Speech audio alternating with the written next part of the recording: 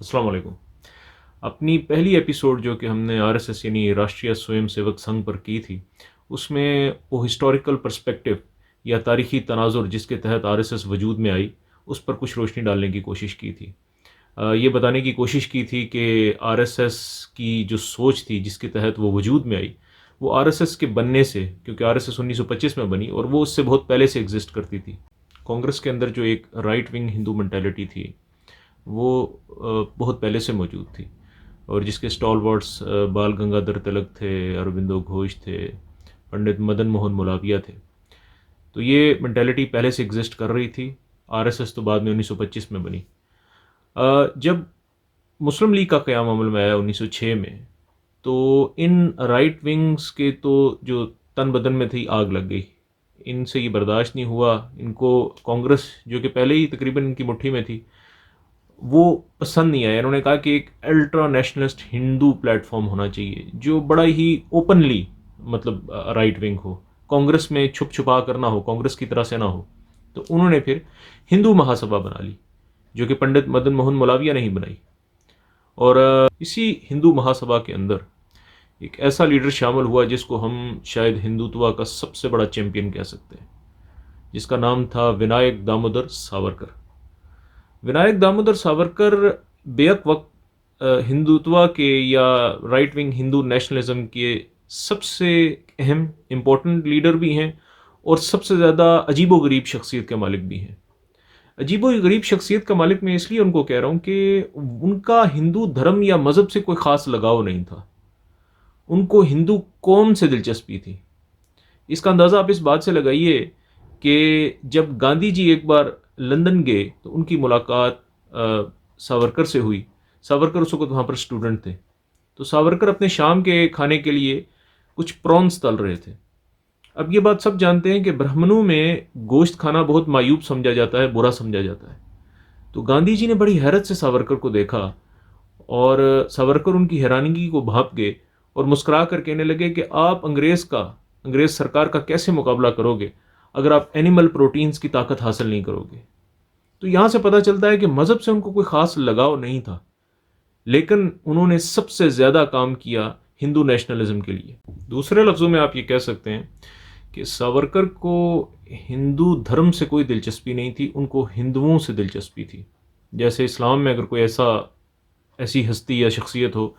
جس کو اسلام سے تو کچھ لینا دینا نہ ہو، لیکن اس کو مسلمانوں کی فکر ہو۔ اور دلچسپ بات یہ بھی ہے کہ ساورکر کو انگریزوں سے کچھ ایسی خاص تکلیف نہیں تھی۔ شروع میں کچھ انہوں نے انگریزوں کے خلاف کچھ لکھنے کہنے کی کوشش کی، لیکن اس کے بعد ان کو انڈیمان یا کالے پانی کی سزا دی گئی، جس میں یہ ان کے سارے کسبل نکل گئے، یہ ایسے سیدھے ہوئے کہ اس کے بعد انہوں نے انگریزوں کے خلاف کبھی کوئی بات نہیں کی۔ ان کو صرف اگر کوئی نفرت تھی یا گلا شکوہ تھا تو وہ مسلمانوں سے ہی تھا، اور وہ بھی ایک طرح کا جو 1000 سال مسلمانوں کے انڈر سب کانٹیننٹ یا برصغیر رہا، اس کا ان کو شدید دکھ تھا کہ جو ہماری عظیم ہندو سویلائزیشن تھی اس کو مسلمانوں کی وجہ سے بڑا نقصان پہنچا۔ اصل میں ساورکر الٹرا نیشنلسٹ جو ہندوز ہیں ان کے اس قبیلے سے تعلق رکھتے تھے جو کہ مغرب میں پلے بڑے تھے، برطانیہ میں اعلیٰ تعلیم حاصل کی تھی، اور اس وقت جو یورپ میں رجحانات تھے قوم پرستی کے، نیشنلزم کے، ان سے یہ بہت زیادہ متاثر تھے۔ اسی جذبے کے تحت آپ کو پتہ ہے کہ فرسٹ ورلڈ وار اور سیکنڈ ورلڈ وار بھی لڑی گئی، تو انہوں نے وہ تمام آئیڈیاز تو وہاں سے لے لیے اور اس کو لے آ کر انہوں نے برصغیر میں اپلائی کرنے کی کوشش کی، جو کہ ایک عجیب سی کھچڑی بن جاتی ہے، کیونکہ برصغیر کا وہ معاملہ نہیں ہے جو کہ یورپین اقوام کا ہے۔ برصغیر جو ہے یہ بہت بڑا ایک خطہ ہے جس میں کروڑوں لوگ بستے ہیں جو مختلف زبانیں بولتے ہیں، ہزاروں زبانیں، سینکڑوں مذہب، مختلف کلچرز۔ اب اگر آپ دیکھیں کہ ایک بلوچی ہے یا ایک پٹھان پنجابی ہے، اس کا جو کلچر ہے وہ مختلف ہے مکمل طور پر۔ اگر آپ نیچے کرناٹکا میں چلے جائیں یا تامل ناڈو میں چلے جائیں یا دوسری طرف آسام میں چلے جائیں، یہ لوگ دیکھنے میں بھی مختلف ہیں، ان کے مذہب بھی مختلف ہیں، ان کی زبانیں، ان کا کلچر، سب کچھ مختلف ہے۔ تو وہ الٹرا نیشنلسٹ آئیڈیالوجی جو کہ یورپ میں تھی، وہ لا کر برصغیر پر کس طرح سے اپلیکیبل تھی یا کس طرح سے انہوں نے تھوم دی، یہ بھی ایک تاریخ کا بہت بڑا مذاق ہے۔ اب جیسے اگر آپ فرانس میں چلے جائیں تو وہاں فرینچ قوم ہے، اگر آپ برطانیہ میں چلے جائیں یا جرمنی میں چلے جائیں یا یورپ کے کسی ملک میں چلے جائیں تو وہاں ایک ہی قوم ہے، جو لوگ دیکھنے میں بھی ایک جیسے ہیں، جو زبان بھی ایک ہی بولتے ہیں، جو ایک ہی مذہب کے فالوورز ہیں زیادہ تر، اور ان کا کلچر بھی تقریباً ایک ہے. اصل چیز کلچر ہے جس نے پورے یورپ کو یونائٹ رکھا ہے، لیکن اس کے باوجود قوم کی بیس پر، قوم کی وجہ سے وہاں پر مختلف ممالک وجود میں آئے ہیں. یہ فارمولہ کسی طرح بھی برصغیر پر اپلائی نہیں ہوتا تھا، لیکن چونکہ ان کے یہ چاہتے تھے کہ یہ صرف ایک ہندو راشٹر یعنی ہندو قوم کا ملک بن جائے، تو انہوں نے یہ ایک طرح کا تاثر دینے کی کوشش کی کہ بھئی یہاں پر تو ہم ہی ہیں، اور یہ جو باقی آئے ہیں یہ تو باہر سے آئے ہیں، اور ان کو یا تو ہمارے سانچے میں ڈھل جانا چاہیے، یہ یہاں سے کہیں اور چلے جائیں، مسلمانوں کے ملکوں میں چلے جائیں، نکل جائیں یہاں سے. ہندو مہاسبھا کے لیڈرز فاشسٹ اٹلی اور نازی جرمنی کی آئیڈیالوجی سے بہت متاثر تھے. 1927 سے 1937 تک ہندو مہاسبھا کے پریزیڈنٹ ڈاکٹر مونجے رہے، اور یہ 1931 میں جبکہ ابھی ہندو مہاسبھا کے پریزیڈنٹ ہی تھے، انہوں نے دورہ کیا فاشسٹ اٹلی کا، اور جو وہاں کا فاشسٹ حکمران تھا بینیٹو مسولینی، اس سے ملاقات کی، اس کی بہت تعریف کی، اور ان سے نظریات ایکسچینج کیے. یہ وہی ڈاکٹر بی ایس مونجے تھے جو جب ریٹائر ہوئے 1937 میں، تو انہوں نے ہندو مہاسبھا کی جو پریزیڈنسی تھی وہ حوالے کی تھی ونائک دامودر ساورکر کے. بہرحال ونائک دامودر ساورکر کے آئیڈیالوجی سے متاثر ہو کر ڈاکٹر کے بی ہیڈگوار نے اس وقت داغ بیل ڈالی آر ایس ایس کی، راشٹریہ سویم سیوک سنگھ کی، 1925 میں. آر ایس ایس کا مطلب، راشٹریہ سویم سیوک کا مطلب انگریزی میں بنتا ہے نیشنل والنٹیئر آرگنائزیشن. اردو میں اگر ترجمہ کریں تو یہ بنتا ہے قومی رضاکاروں کی تنظیم. یعنی کہ وہ تاثر یوں دینا چاہتے تھے کہ اس کا تعلق صرف فلاحی کاموں سے ہے، اور اس کے علاوہ کوئی ہمارے سیاسی نوعیت کے عزائم نہیں ہیں. اسی لیے آر ایس ایس کا جب قیام ہوا اس وقت بہت دور رکھا گیا اس کو سیاست سے. ونائک دامودر ساورکر بہت چاہتے تھے کہ یہ عملی سیاست میں حصہ لیں، اور اس کے لیے وہ کئی دفعہ ان سے ناراض بھی ہوئے، وہ بہت طنز بھی کرتے تھے کہ بھی یہ کسی کام کی آرگنائزیشن نہیں ہے. لیکن ڈاکٹر کے بی ہیڈگوار اور جو ان کے شروع کے لیڈرز تھے، ان کے ذہن میں ایک منصوبہ تھا کہ ہم سٹارٹ جب کریں گے تو ہم نے بالکل اپنا یہ تاثر نہیں دینا کہ ہم سیاست کرنا چاہتے ہیں، ہم نے صرف ایک رضاکارانہ تنظیم بنانی ہے، اور لوگوں کو اپنے فلاحی کاموں سے متاثر کر کے پھر ان کی برین واشنگ کا عمل شروع کرنا ہے. ہم نے بہت سارے ریکروٹس کرنے ہیں، ہمارے ساتھ جب لوگ شامل ہوتے چلے جائیں گے تو ہم ان کو پھر سکھائیں گے کہ ہندو جو قوم ہے یا جو قومی عصبیت ہے اس کو ہم مزید پختہ کریں گے اپنے رضاکاروں کے جو سرکلز ہیں. اسی لیے انہوں نے جو شروعات کی وہ بھی زیادہ تر نوجوان تھے، ایون بچے بھی ان کی جو آر ایس ایس ہے اس میں حصہ لے سکتے ہیں اور اس کے ممبرز بن سکتے ہیں. تو شروع میں انہوں نے اسٹوڈنٹ سے شروع کیا، نوجوان جو ہندو نوجوان تھے. ظاہری بات ہے یہ انہی کے لیے بنی تھی اور انہی کے لیے یہ کھلی تھی آرگنائزیشن، تو ان کو انہوں نے جلدی تیزی سے بھرتی کرنا شروع کر دیا اس کے اندر. آر ایس ایس نے اپنے قیام یعنی کہ 1925 سے لے کر آزادی یعنی 1947 تک 22 سال کے اندر کسی بھی انگریزوں کے خلاف احتجاجی تحریک میں کوئی حصہ نہیں لیا، کسی سول ڈسوبیڈینس کا یہ حصہ نہیں بنے. ان کا اول اور آخر ہدف جو تھے، جو ٹارگٹ تھے، وہ مسلمان ہی تھے. تو لہٰذا انگریزوں کے خلاف تو ان کو ویسے بھی کوئی تکلیف نہیں تھی، اور ان کے خلاف انہوں نے کوئی احتجاج میں حصہ بھی نہیں لیا. ان کو ہندوستان انگریزوں سے آزاد کرانے کی کوئی جلدی بھی نہیں تھی. ان کا ماننا یہ تھا کہ انگریز تو یہاں سے چلا جائے گا، لیکن انگریز کے جانے کے بعد یہ جو کروڑوں مسلمان ہمارے پلے باندھ دیے جائیں گے، ان کا ہم نے کیا کرنا ہے، کیونکہ انہوں نے تو ہمیں بہت تنگ کیا ہے، ہم پر حکومت کی ہے، ہمیں اپنے زیر نگیں رکھا ہے. حالانکہ حقیقت اس کے برعکس ہے. مسلمان اور ہندو اتنا عرصہ کھٹے رہے تھے کہ وہ کو ایگزسٹ کرنا آپس میں سیکھ گئے تھے. اکبر کے اور جہانگیر کے اور شاہ جہاں کے درباریوں میں بہت سے جو تھے ہندو وزیر تھے، مشیر تھے. اسی طرح جو مراٹھا امپائر جس کو یہ خالصتاً ہندو امپائر کہتے ہیں، اس میں بھی ان کے وزیروں مشیروں میں اور ان کے جو درباری تھے بہت سارے مسلمان ان میں نام ہمیں ملتے ہیں. تو کوئی ایگزسٹنس مسئلہ نہیں تھا، لیکن کیونکہ یہ مسلمانوں سے نفرت کرنے والے ہندو تھے، یہ اونچی ذات کے جو ہندو تھے، ان کا ماننا یہ تھا کہ ہم نے مسلمانوں کو یہاں سے بالکل نکال دینا ہے، کیونکہ انگریز تو خود سے چلا جائے گا اور انگریز سے پہلے یہ ہمارے اوپر حاکم تھے. اگر ان کو ہم دبا لیتے ہیں تو پھر ایک ہندو راشٹر کا جو ہمارا خواب ہے وہ پایا تکمیل کو پہنچ سکتا ہے. ڈاکٹر کے بی ہیڈگوار آر ایس ایس کے بانی اور اس کے سب سے پہلے سرسنگ چالک یعنی سپریم لیڈر تھے. 1940 میں ان کا انتقال ہوا، اور اس کے بعد دور شروع ہوتا ہے آر ایس ایس کے دوسرے سرسنگ چالک، جن کا نام تھا مادھو سدا شیو گولوالکر. یہ سب سے زیادہ عرصہ آر ایس ایس کے سرسنگ چالک رہے، اور سب سے زیادہ آر ایس ایس کے فلسفے پر اگر کسی نے لکھا ہے، اس کی فلسفی پر کوئی تحریریں ہیں تو وہ بھی انہی کی ہیں، اور ان کی تحریریں بہت ملتی جلتی ہیں جو کچھ ساورکر نے ان سے پہلے لکھا۔ ایم ایس گولوالکر صاحب بہت کم عمری میں، یعنی صرف 34 برس کی عمر میں آر ایس ایس کے سرسنگ چالک بن گئے، حالانکہ ان سے زیادہ تجربہ کار اور زیادہ عمر رسیدہ لوگ ابھی آرگنائزیشن میں موجود تھے، اور اس کی وجہ صرف یہ تھی کہ مرنے سے پہلے کے بی ہیڈگوار ان کے حق میں فیصلہ کر کے چلے گئے تھے، کیونکہ وہ ان کو بہت عزیز رکھتے تھے، یہ ان کے بہت پسندیدہ تھے۔ لہٰذا 1940 میں جب یہ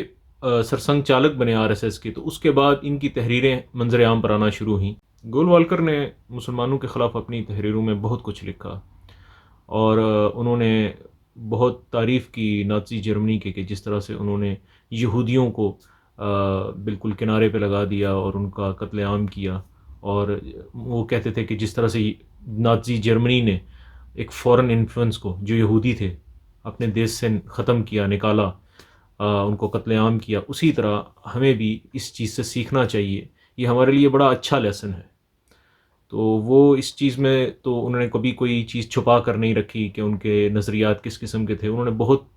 اس میں لکھا، ان کی تحریریں سامنے ہیں۔ یہی سب سے پہلے سرسنگ چالک تھے جن کے دور میں آر ایس ایس پہ پابندی لگی،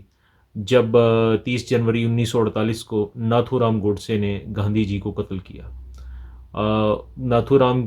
پر بہت گہری چھاپ تھی ساورکر کے نظریات عقائد کی، ساورکر کو بھی جیل کی ہوا کھانی پڑی، یہ گولوالکر صاحب، ان کو بھی جیل جانا پڑا اس سلسلے میں، کافی عرصہ ان کی آرگنائزیشن پر گاندھی جی کے قتل میں، مطلب ڈائریکٹلی تو یہ شاید ملوث نہیں تھے، لیکن ان کے نظریات سے متاثر ہو کر گاندھی جی کو اپنی جان سے ہاتھ دھونا پڑا۔ گولوالکر کے ہی دور میں آر ایس ایس نے سیاست میں اپنا پہلا قدم رکھا، لیکن وہ اس انداز سے رکھا کہ سام بھی مر جائے اور لاٹھی بھی نہ ٹوٹے، یعنی ایک الگ تنظیم کھڑی کی گئی جس کا نام تھا بھارتیہ جنا سنگھ۔ بھارتیہ جنا سنگھ کا لیڈر تو کوئی آر ایس ایس سے نہیں ہوتا تھا، لیکن اس کی ساری اندرونی تنظیم، اس کا سارا سٹرکچر جو ہوتا تھا وہ آر ایس ایس کے سوئم سیوکوں سے بھرا ہوا ہوتا تھا، یعنی ان کے والنٹیئر سے بھرا ہوا ہوتا تھا، اس کی ساری باغ دوڑ انہی کے ہاتھ میں تھی۔ اس سے فائدہ یہ ہوتا تھا کہ اگر کوئی پابندی لگتی ہے تو اس سیاسی جماعت پہ لگے گی، آر ایس ایس کا اس سے کوئی تعلق نہیں۔ آر ایس ایس بالکل اس بات سے ڈینائی کرتی تھی، مکر جاتی تھی کہ جی یہ ایک الگ تنظیم ہے، ہمارا اس سے کوئی تعلق نہیں ہے، ہم تو سیاست میں حصہ ہی نہیں لیتے، ہم تو صرف والنٹیئرز کی یا رفاہی کام کرنے والا ایک ادارہ ہے، ان آرگنائزیشن سے جو ہمارے ارد گرد ہیں ان سے ہمارا کوئی تعلق نہیں۔ یہ وہ پوزیشن ہے جو آر ایس ایس نے آج تک مینٹین کر کے رکھی ہوئی ہے۔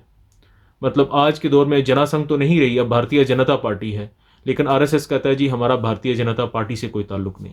ہمارا وشوا ہندو پریشد سے کوئی تعلق نہیں ہے، ہمارا اپنے ارد گرد جتنی یہ جو سیٹلائٹ آرگنائزیشنز ہیں یا افیلیٹ آرگنائزیشنز ہیں ان سے ہمارا کوئی تعلق نہیں۔ اس کا فائدہ یہ ہوتا ہے کہ اگر ان کے خلاف کوئی بھی تحریک پیش ہوتی ہے، کورٹ سے پابندی لگتی ہے یا سیاسی طور پر حکومت ان پہ کسی طرح کی پابندی لگا دیتی ہے، تو آر ایس ایس پھر بھی چالو رہے گی، یہ اپنا کام کرتی رہے گی، ان آرگنائزیشنز کو کچھ عرصہ کے لیے بند کر دیا جائے گا۔ گرو گولوالکر کے ہی دور میں آر ایس ایس کی جتنی بھی بڑی سیٹلائٹ آرگنائزیشنز ہیں، جس میں ودیارتی پریشد ہے جو کہ ہندوستان کی سب سے بڑی رائٹ ونگ اسٹوڈنٹ آرگنائزیشن ہے، اس کے علاوہ وشوا ہندو پریشد ہے جس کا کام پوری دنیا میں لابنگ کرنا آر ایس ایس کے لیے، بھارتیہ جنتا پارٹی کے لیے، اور اس کے علاوہ پوری دنیا میں ہندوؤں سے چندہ اکٹھا کرنا، ہندوستان میں کنورژنز کرنا عیسائیوں کی، مسلمانوں کی، ہندو مت کی طرف، اور مسجدوں کو گرانا اور ان کی جگہ مندر بنانا، جیسا کہ بابری مسجد میں ہم نے دیکھا، وہ سارا کام وشوا ہندو پریشد کے ذمے ہے۔ درگا واہنی اور جو بجرنگ دل ہے، جو کہ ایک آپ سمجھ لیجئے اسٹوڈنٹ آرگنائزیشنز ہیں، لیکن ان کا کام جو ہے مطلب وہ ایک بدماشوں کے یا گنڈوں کے جتھے ہی ہیں، وہ بھی وی ایچ پی کے انڈر آتے ہیں، وشوا ہندو پریشد کے انڈر آتے ہیں۔ اس کے علاوہ مزدور سنگھ ہے جو سب سے بڑی ایک سمجھ لیں کہ لیبر پارٹی انہوں نے کریٹ کی ہے، لیکن یہ تمام تر اس لیے کیا گیا ہے کہ اس سے سپورٹ ملے آر ایس ایس کی جو اپنی ایک ان کا فلسفہ ہے اس کو، کہ ہندوؤں کو متحد کیا جائے مسلمانوں کے خلاف۔ ویسے تو یہ عیسائیوں کا بھی نام لیتے ہیں اور کمیونزم اور کیپٹلزم کو بھی برا سمجھتے ہیں، لیکن ان کا اصل ٹارگٹ شروع سے لے کر آخر تک مسلم دشمنی ہے۔ اگر مسلم دشمنی کو آپ آر ایس ایس میں سے نکال دیں تو ان کے پاس بچتا کچھ بھی نہیں ہے، اسی کی بنیاد پر ان کی پوری عمارت کھڑی ہے۔ تو گولوالکر صاحب نے اس بارے میں لکھا بھی بہت کچھ، اور یہ تمام تنظیمیں جو ہیں جن کو ہم سیٹلائٹ یا افیلیٹ آرگنائزیشنز کہہ سکتے ہیں آر ایس ایس کی، یہ انہی کے دور میں قیام پذیر ہوئیں۔ گولوالکر صاحب 33 برس تک آر ایس ایس کے سرسنگ چالک رہے۔ 1973 میں ان کا انتقال ہوا، اور اس کے بعد اس کی باغ دوڑ جو تھی وہ آر ایس ایس کے تیسرے سرسنگ چالک بالا صاحب دیورس کے ہاتھوں میں چلی گئی۔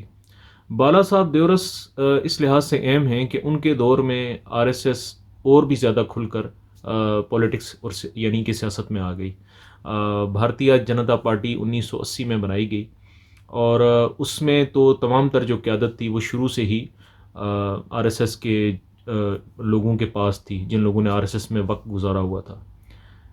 دیورس صاحب تقریباً 20 برس تک آر ایس ایس کے سرسنگ چالک رہے۔ ان کے عقائد جو تھے وہ سب سے زیادہ ونائک دامودر ساورکر سے ملتے تھے، اگرچہ یہ بھی برہمن ہی تھے، لیکن یہ بھی کوئی بہت زیادہ مذہبی قسم کے برہمن نہیں تھے۔ ان کو ریچول سے یا عبادات سے کوئی خاص دلچسپی نہیں تھی۔ ان کا نظریہ بھی یہ تھا کہ ہندو کی جو ڈیفینیشن ہے وہ کلچرل ہے، یہ ہندو مت کو مذہب سے ڈیفائن نہیں کرتے تھے بلکہ کلچر سے ڈیفائن کرنے کی کوشش کرتے تھے، اور کہتے تھے کہ جتنے بھی مذاہب ہیں اس وقت ہندوستان میں جو کہ یہاں کے مقامی یا انڈیجنس مذاہب ہیں، جس میں جین، سکھ اور بدھ مت کے مذاہب آتے ہیں، یہ ان کو ہندو کلچر سے آئیڈینٹیفائی تو کرتے تھے۔ مسلمانوں کے بارے میں یہ کہتے تھے کہ مسلمان چونکہ خود برصغیر کے کلچر کو اپنا نہیں مانتے، یہ مڈل ایسٹ، سعودی عرب اور وہاں کے مذہب کے پرچارک ہیں، اور اسی کو اپنی اصل تہذیب مانتے ہیں، لہٰذا ان کا یہاں سے کوئی تعلق نہیں ہے، یا تو یہ اپنا دھرم بدل لیں یا پھر یہ ہندوستان چھوڑ دیں۔ بالا صاحب دیورس کے بعد آر ایس ایس کے 3 سرسنگ چالک اور بھی رہے ہیں، جن میں موجودہ سرسنگ چالک جن کا نام موہن بھاگوت صاحب ہے وہ بھی اس میں شامل ہیں، لیکن ان لوگوں کی اہمیت اس لیے نہیں ہے کہ آر ایس ایس کا جو مجموعی فلسفہ ہے، یا آر ایس ایس نے جو ساری ارتقاء کی منازل طے کی، ایولیوشن کے پروسیس سے گزرے، تو وہ صرف پہلے 3 سرسنگ چالک ہی ہیں جو اس سلسلے میں بہت اہم ہیں۔ اس کے بعد کے جو لوگ ہیں انہوں نے صرف اس سلسلے کو قائم رکھا، انہوں نے کوئی مزید اس میں کوئی چیز ایڈ نہیں کی، کسی مزید چیز کا اضافہ نہیں کر پائے، تو اس لیے ان کا ذکر کرنا اتنا ضروری نہیں ہے۔ لیکن یہ حقیقت بہرحال آپ کو سمجھ لینی چاہیے کہ سارے کے سارے سرسنگ چالک جو تھے آر ایس ایس کے 6، وہ سارے اپر کاسٹ ہندوز تھے۔ ان میں سے 5 تو برہمن تھے اور 1 ایسے تھے جو کہ راجپوت تھے۔ اس کے علاوہ جیسے کہ شروع میں ذکر کیا کہ یہ جو انتہا پسندی کی سوچ ہے، یہ جب سے اس کا آغاز ہوا تھا تب سے لے کے آخر تک یعنی آر ایس ایس کے سرسنگ چال جتنے بھی رہے ہیں، یہ سب کے سب جو ہیں اپر کاسٹ ہندوز تھے۔ اگر آپ بال گنگادھر تلک سے بھی شروع کرتے ہیں، اس کے بعد اروبندو گھوش سے، آپ مدن موہن ملاویہ، ڈاکٹر مونجے، کے بی ہیڈگوار، ونائک دامودر ساورکر، گولوالکر، دیورس، یہ جتنے بھی ان کے آئیڈیولوگس ہیں یہ سب اپر کاسٹ ہندوز ہیں۔ یہ بات ہمیں سمجھنی چاہیے کہ ان لوگوں کو سب سے زیادہ تکلیف تھی، کیونکہ ان کا جو ماضی سے رومانس تھا وہ اسی بات پر اس کا انحصار تھا کہ ان کی حکومت تھی، ہندوستان کی باغ دوڑ ان کے ہاتھ میں تھی، یہ ساری امپائر کے مالک یہ تھے، انہی کے ہاتھوں سے اقتدار نکل کے مسلمانوں کے ہاتھ میں گیا تھا۔ جو ہندوؤں کی ایک کثیر تعداد تھی جو کہ ذات پات کے نظام میں پس رہے تھے، ان کو کوئی فرق نہیں پڑا کہ ان کا آقا ہندو ہے یا اس کے بعد مسلمان ہے یا اس کے بعد انگریز ہے، ان کے حالات ان کے آنے جانے سے، حکمرانوں کے آنے جانے سے کوئی فرق نہیں پڑتا تھا، لہٰذا ان کو ساتھ ملانے کے لیے بعد میں جب بالا صاحب دیورس وغیرہ کی ہاتھ میں ایک آر ایس ایس کے سرسنگ چالک وہ بنے، تو ان لوگوں نے یہ کہنا شروع کیا کہ جی ہم ذات پات میں یقین نہیں رکھتے۔ اب اس بات میں کتنی حقیقت ہے کہ یہ ذات پات میں واقعی یقین نہیں رکھتے، یا یہ بات اس لیے کہہ رہے ہیں کہ اپنی تعداد بڑھانا چاہتے ہیں، یہ چاہتے ہیں کہ سارے ہندو ان کے جھنڈے تلے آ جائیں، تو اس بات کا تو ہم فیصلہ نہیں کر سکتے۔ نظر تو یہی آتا ہے کہ وہ اسی لیے یہ سب کچھ کر رہے ہیں کہ ہندوؤں کی زیادہ سے زیادہ تعداد جو ہے وہ ان کا ساتھ دے۔ تو جناب یہ تھی آر ایس ایس کے سلسلے کی دوسری قسط یا ایپیسوڈ۔ اگلی اور آخری قسط میں ہم آپ کو بتائیں گے کہ وہ کون سی 4-5 میجر آرگنائزیشنز ہیں جن کے اوپر آر ایس ایس جو ہے انحصار ہے، آر ایس ایس ڈپینڈ کرتا ہے پورے ہندوستان پر اپنی اجارہ داری قائم کرنے میں اور وہاں کے عوام کی برین واشنگ کرنے میں، اور کس طریقے سے ان 4-5 آرگنائزیشنز کے ذریعے سے بھارت کو کنٹرول کیا جاتا ہے۔ اس کے علاوہ ہم آپ کو بتائیں گے کہ ہندوتوا کا جو آخری انتہائی ایجنڈا، ان کی فائنل گول یا ڈیسٹینیشن کیا ہے، اور ان کے اس ایجنڈے سے اس پورے خطے کا یعنی ساؤتھ ایشیا کا امن جو ہے وہ کس طرح سے داؤ پر لگا ہوا ہے۔ تو لہٰذا ضرور دیکھیے گا، اس کو لائک، شیئر اور سبسکرائب کریں، کیونکہ پاکستان کے ہمارے عوام جو ہیں ان تک یہ میسج پہنچنا، بلکہ اس خطے کے جتنے بھی مائنورٹیز ہیں، میں صرف پاکستان بنگلہ دیش کی بات نہیں کر رہا، اس میں نیپال، سری لنکا، جہاں جہاں تک لوگوں کو اویئرنیس آ سکتی ہے، آنی چاہیے کہ یہ اس خطے کے لیے کتنا بڑا خطرہ ہے۔ تو دیکھتے رہیے گا، آپ سے انشاءاللہ پھر ملاقات ہوگی۔ اللہ حافظ۔